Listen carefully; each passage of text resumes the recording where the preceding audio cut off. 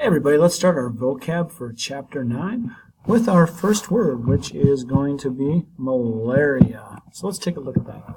Malaria is a disease that you can get that is passed on from mosquitoes. Okay? And this is a disease that is present in places like Africa, South Asia, many places that are in the tropics. So, many Bantu people who are from West Africa were immune to malaria, but often people who would come into that area were not. And this will be a pretty big factor in this era and definitely in our next era of history as well. Our next word is the person Ibn Battuta. Ibn Battuta was a traveler who was originally from Morocco in North Africa and traveled all over the Muslim world, Dar al-Islam. And he's also very important because he travels to West Africa and writes extensively about what the civilizations were like in West Africa, along with East Africa and many other places in the Muslim world. And it's how we know really how advanced this part of the civilization was. Also, he was an Arabic speaker, and because Islam and Arabic spread along these trade routes, Indian Ocean trade route, West African, Trans-Saharan trade route, Silk Road, he was able to go from place to place, speaking his language of Arabic, and also knew a lot about the law, Sharia law, which was practiced in Islam. So he was a traveler who was able to go to place, and it really gives us a first-hand primary source of the history of this time period. The camel saddle. The camel saddle was incredibly important because the camel saddle allowed people to ride camels and also put a lot of goods on camels and use them for traveling. This was very important after the camel was domesticated. And after the camel was domesticated, camels are originally from Arabia, this area. They were brought into the Sahara Desert, and they were used to go back and forth, and they were used in the gold salt trade, which led to a lot of West African civilizations like Ghana, Mali, and Songhai advancing. The Zanj Rebellion. First off, the word Zanj means slave. There were, at this time, Africans from East Africa who were traded as slaves to the Muslim world. And many of them ended up in the area that we call Mesopotamia today. Well, the area that we studied called Mesopotamia. Today, that area would be called Iraq. These East African slaves were brought to live in this area and had a rebellion that took many years to be put down. So the Zanj were African slaves from East Africa who were brought to Mesopotamia and who led a large rebellion in that land. A griot is a combination historian and storyteller. They also advise the leaders in West Africa.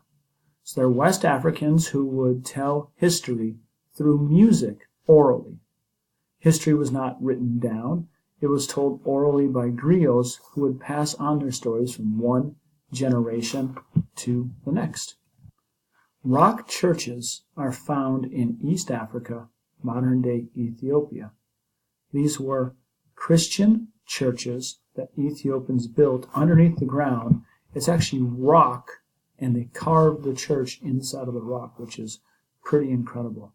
And this is important because much of East Africa will convert to Islam, and Ethiopia kind of becomes a land or basically an island for Christianity in Africa. Mansa Musa is considered the richest person ever to live on this planet. He was the king of the Mali Empire. He was very powerful. He brought in a lot of education and trade into Mali, especially the city of Timbuktu.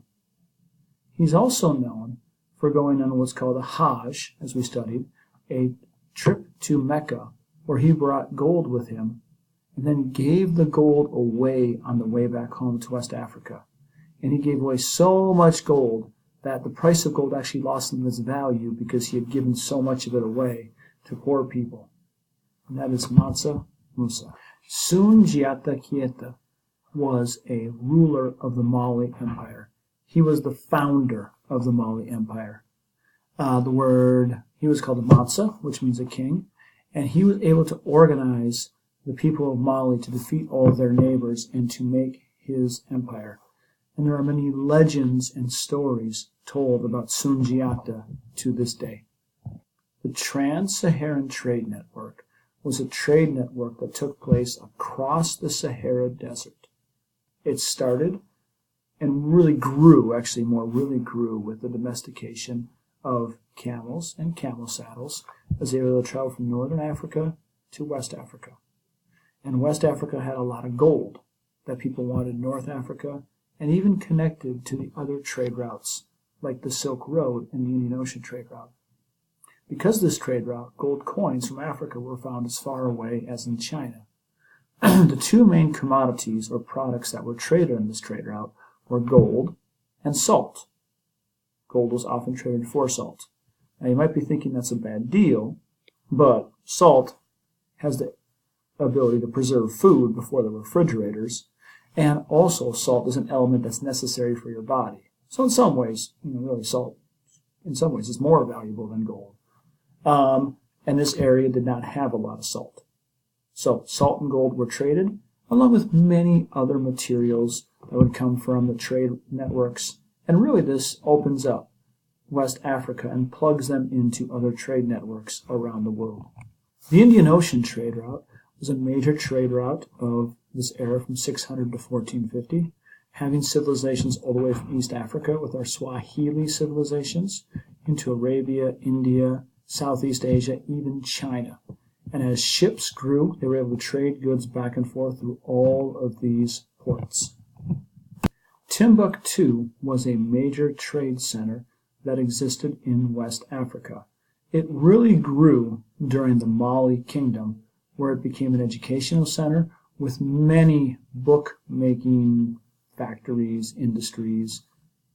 Basically, people were able to copy books and write them in Arabic, which were in high demand.